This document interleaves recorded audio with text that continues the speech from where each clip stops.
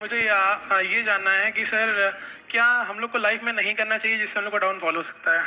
क्या नहीं ऐसा क्या है जो नहीं करना चाहिए? कितने चाहते हैं ये हो आज के सेशन का टॉपिक इंटरेस्टिंग है, बिकॉज आज से पहले मैंने ऐसा कभी कुछ सोचा भी नहीं है, ना ऐसा कभी कोई टॉपिक किया है कि ऐसा क्या है जो हमें लाइफ में नहीं करना चाहिए। चाहे आप मेल हो, चाहे फीमेल हो, चाहे जॉब करते हो, चाहे बिजनेस करते हो, चाहे स्टूडेंट हो, कोई भी हो, लाइफ में किसी भी स्टेज पर हो, ऐसा क्या है जो हमें नहीं करना चाहिए?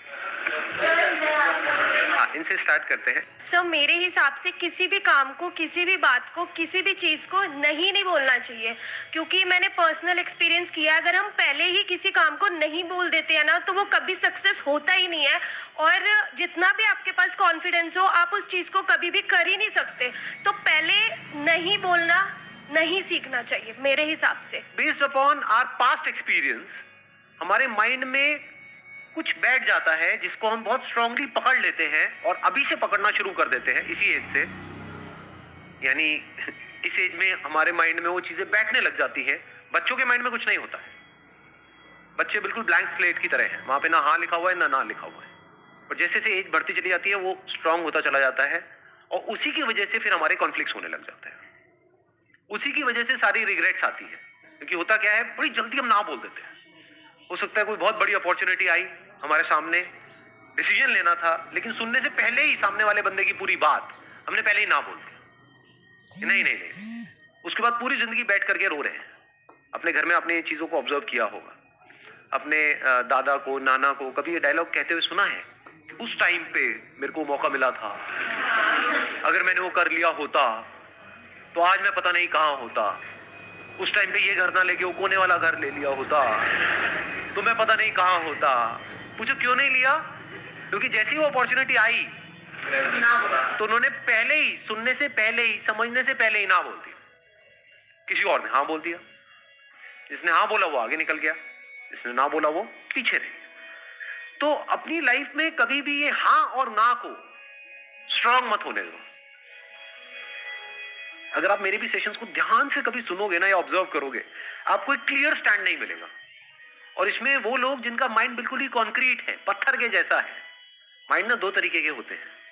90% से ज्यादा लोगों का जो माइंड है वो पत्थर के जैसा है, उसमें सब कुछ पहले से ही फिक्स्ड है और कुछ नया अंदर जाने के लिए जगह ही नहीं है। उस माइंड में जो पहले से फिक्स्ड है, उससे मिलता जुलता कोई बंदा कोई बात करेगा, जैसे मैं कोई बात करूंगा तो कहेंगे हाँ हाँ बहुत बढ़िया बहुत बढ़िया बहुत बढ़िया, ये तो वैसे ही सोचता है बिल्कुल जैसे मैं सोचता हूँ। और जैसे उससे अलग कोई थोड़ी सी बात करी जाएगी तो क्या होगा? गुस्सा आएगा, ये क्या बोल रहा है, ये सही नहीं। समझ गए क्या हो रहा है? इन माइंड्स को क्या कहो? पत्थर के जैसे माइंड है, सब रुका पड़ा है। दूसरे तरह का माइंड कौन सा होता है? जो एक नदी की तरह बह रहा है। जब तेजी से बहता है तो वहां पे कुछ भी पकड़ने के लिए नहीं है, आप कोई भी साइड नहीं ले सकते। और जैसे आप साइड नहीं लोगे तो लोगों को प्रॉब्लम होगी जिनका माइंड कॉन्क्रीट है। वो कहेंगे अच्छा आपने अपने इस सेशन में तो ये बोला था, इस सेशन में ये बोल रहे हो, तो क्या ये सही है ये सही है? ये आती है प्रॉब्लम कई बार या नहीं आती है? तो भाई वो भी सही है वो भी सही है, स्टैंड पॉइंट्स अलग अलग है। इस एंगल से देखोगे तो ये सही है, इस एंगल से देखोगे तो ये ही गलत है। सिक्के के एक तरफ से देखोगे, अगर लाइट इस तरफ से आ रही है तो उजाला है, सिक्के पर उजाला है। इधर से देखोगे तो क्या है? सिक्के पर अंधेरा है। तो अब आप कहोगे भैया क्लियर बात क्यों नहीं करते? सिक्के पर उजाला है या सिक्के पर अंधेरा है? सिक्का हेड है या सिक्का टेल है? क्लियर बोलो ना। ये दो बातें क्या करते हो? सिक्का हेड भी है टेल भी, ऐसा कैसे हो सकता है? समझे? तो हो सकता है पास्ट में आपको किसी बंदे के साथ में कोई खराब एक्सपीरियंस हुआ, तो फ्यूचर में जिससे भी आप मिलने वाले हो सकता है वो भी गड़बड़ हो सकता है ना हो। Let me find out.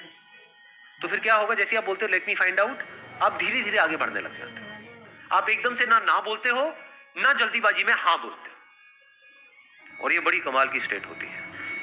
Let me explore, let me find out. अब आपके अंदर पेशेंस आ गया। लोगों के अंदर पेशेंस ही नहीं है, बड़ी जल्दी तैयार बैठे पड़े हैं अपना जजमेंट पास करने के लिए। कहीं भी जरा सा कुछ हो जाता है, बड़ी जल्दी जजमेंट पास नहीं करते हो। इसने बहुत गलत किया, आपको पता भी है उसने क्या किया है, क्यों किया है, आपको पता भी है उसने किया भी है या नहीं किया है। नहीं बस जजमेंट हमारा तैयार है। ऐसे ही जैसे हम दुनिया को जज कर रहे होते हैं, ऐसे ही अपने घर में और लोगों को जज कर रहे होते हैं, ऐसे ही खुद को जज कर रहे होते हैं। करते हैं नहीं करते? तो ये सो नो क्या है? जजमेंट है। तो जजमेंट को जल्दी पास मत करो, आराम से करो, और इतना भी आराम से मत करो जैसे इंडिया में कोर्ट में होता है कि 20 साल लग रहे हैं एक जजमेंट को पास करने में। 20 साल नहीं लगने चाहिए ना 20 सेकंड लगने चाहिए, बीच का टाइम कहीं पे ठीक है, थोड़ा सा 2-4 दिन, 5 दिन, 20 दिन। बहुत बड़ा डिसीजन है तो 2 महीने। बड़ा डिसीजन मतलब क्या? शादी का डिसीजन बड़ा डिसीजन है, करियर का डिसीजन बड़ा डिसीजन है। वहां पे अगर 20-25 दिन, महीना भी लग जाए दैट इज ओके। तो ये हमको एक आंसर मिला लाइफ में क्या नहीं करना चाहिए।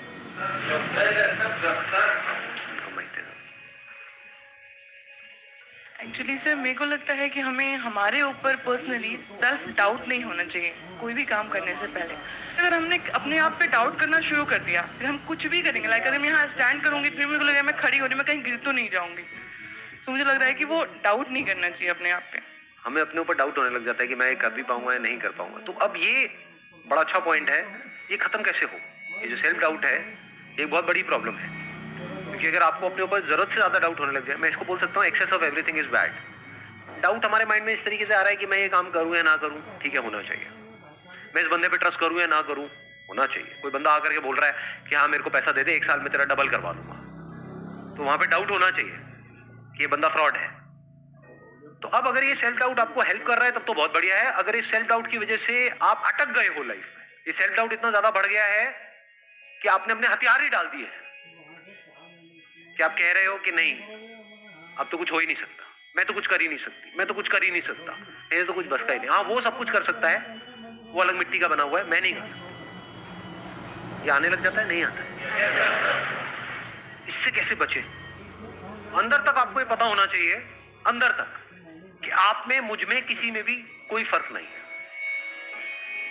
Brain is brain, body is body. Brain is not your brain और माई ब्रेन। इस सच को देख पा रहे हो? सिर्फ ब्रेन में जो इंफॉर्मेशन पड़ी है वो अलग अलग है, पर जो ब्रेन है, जिस तरह से ब्रेन काम कर रही है दैट इज सेम। उसमें इंफॉर्मेशन अलग अलग है। तो हार्डवेयर इज सेम, आंखें सेम है, शेप अलग अलग हो सकती है, पर जिस तरह से वो काम कर रही है, जैसे 2 कैमरास हैं अलग अलग कंपनीज के, तो बाहर से दिखने में अलग अलग हो सकते हैं, ब्रांड अलग अलग हो सकता है, पर जिस तरह से वो काम कर रहा है वो सेम है। जिस तरह से लाइट पड़ती है, मिरर पे जाती है, ये होता है, रिफ्लेक्ट करता है, फिर वो इमेज को कैप्चर करता है, वो सेम है, वो अलग अलग नहीं है। ऐसे ही जब इस सच को आप देख लेते हो, यू, मी और anybody, we as in humans, we are all same. Your brain is not similar to Einstein's brain, it is same. तो एक एनर्जी आती है अंदर से। अब अपने आप को अंडर एस्टिमेट करते हो ना ओवर एस्टिमेट करते हो, क्योंकि ओवर एस्टिमेट भी जो खच्चर करते हैं उनके भी माइंड में ये बैठा होता है मेरी ब्रेन तो पता नहीं क्या है, आई एम तो जीनियस। वो भी खच्चर है, जीनियस खच्चर है वो। हाँ। और एक है जो बेवकूफ खच्चर है, वो क्या कह रहा है कि नहीं नहीं मेरी ब्रेन में ही कुछ कमी है, नहीं मेरे में कुछ कमी है। मेरे में मतलब क्या? अलग तरह की इंफॉर्मेशन अंदर डाल दूं, अलग तरह से काम करने लग जाएगी ब्रेन। सिंपल है। जैसे कभी ऐसा हो जाता है कि जब लाइफ में मूड बहुत खराब होता है, यानी एक तरह के थॉट्स अंदर चल रहे हैं, एक तरह की इंफॉर्मेशन अंदर प्ले होती चली जा रही है ब्रेन पे, एकदम से आपने मेरा कोई सेशन देखा या कोई बुक पढ़ी या किसी और का कोई सेशन देखा, एकदम से सब कुछ बदल गया। तो क्या बदला है वहां पर? क्या ब्रेन बदल गई? हार्डवेयर बदला है, सॉफ्टवेयर ही तो बदला है, इंफॉर्मेशन ही तो बदली है। पहले अपने अंदर ही अंदर कुछ और बोल रहे थे, अब कुछ और बोल रहे हो। आया समझ में? नहीं आया कुछ? अब कहां पे है सेल्फ डाउट? बताओ। अब यहाँ पे ना तो इंफीरियरिटी कॉम्प्लेक्स है हमारे अंदर, ना सुपीरियरिटी कॉम्प्लेक्स है, कुछ भी नहीं है। मतलब मेरी ब्रेन और आइंस्टाइन की ब्रेन सेम है, आपकी ब्रेन और किसी की भी, any person you name it, जो भी पास्ट में हुआ या अभी है या होने वाला है, सेम है, कोई फर्क नहीं है। इसको सिर्फ ढंग से यूज करना है, समझदारी से यूज करना है, बस, और कुछ नहीं है। इनको देना माइक जरा। हाँ पीछे। मैं बस ये कहना चाहता हूँ कि हमें अपनी जड़ों को नहीं भूलना चाहिए, अपने पेरेंट्स, उनके एक्सपीरियंसेस। बहुत अच्छा पॉइंट इन्होंने बोला है कि हमको अपनी जड़ों को कभी नहीं भूलना चाहिए। देखो एक पेड़ है, किस बेस पे डिसाइड होता है कि वो पेड़ कितना बड़ा हो सकता है, उसकी जड़ें कितनी अंदर तक है। तो अगर हमको ऊपर बढ़ना है, ऊपर मतलब आप कह सकते हो बाहर इस दुनिया में अगर बढ़ना है, अंदर जड़ें उतनी ही स्ट्रांग होनी चाहिए। अगर अपनी रूट्स को हमने छोड़ दिया और ऊपर बढ़ने की कोशिश कर रहे हैं, गिर जाएंगे। थोड़ा सा आंधी तूफान आएगा, दिखेंगे भी नहीं कहां गए। तो हमें क्या नहीं करना चाहिए, कभी भी अपने माँ बाप की डिसरिस्पेक्ट नहीं करनी चाहिए किसी भी हालत में। अपने माँ बाप के बारे में कुछ बुरा सोचना तक नहीं चाहिए, करना तो बहुत दूर की बात है। और कुछ लोग थोड़ा बहुत पैसों के चक्कर में पता नहीं क्या क्या कर रहे हैं, किसके साथ, अपने माँ बाप के साथ। कौन है माँ बाप? आपकी जड़ें हैं। और सोचो, आपको एक मजेदार बात बता देता हूँ कि जो बंदा, अगर आपको पहचानना हो ना कि वो बंदा कैसा है, कि उस बंदे के साथ उस पर भरोसा करना चाहिए नहीं करना चाहिए, तो उस बंदे को ये देखो कि वो अपने माँ बाप के साथ कैसे बिहेव करता है, उसने अपने माँ बाप के साथ क्या किया।